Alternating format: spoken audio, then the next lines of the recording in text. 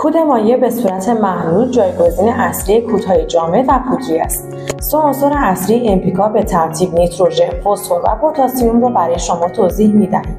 N در NPK به معنای نیتروژن که برای تولید انرژی و رشد برگ مفید است.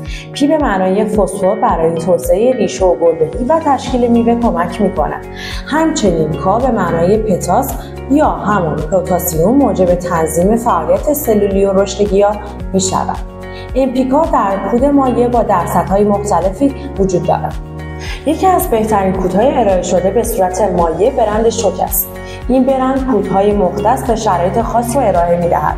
با ترکیب NPK کودهای مختلف با عناصر مناسب گیاه را برای شما فراهم کرده است. از مزایای کود شوک میتوان به این موارد اشاره کرد: جذب سریع، افزایش رشد گیاه، تنظیم فعالیت سلولی، تقویت ساقه، افزایش مقاومت در برابر بیماری‌ها و رشد و کیفیت محصول شما. آلکود یکی از معتبرترین مجموعه‌های وارد کننده انواع کودهای مایع ارگانیک است. با سالها تجربه، توانایی تهیه از بهترین برندهای تولید کننده کودهای مایع نانو را دارد. محصولات بسیاری داریم که با خواص مختلف برای شما توسط مشاوران ما تشخیص داده می شود.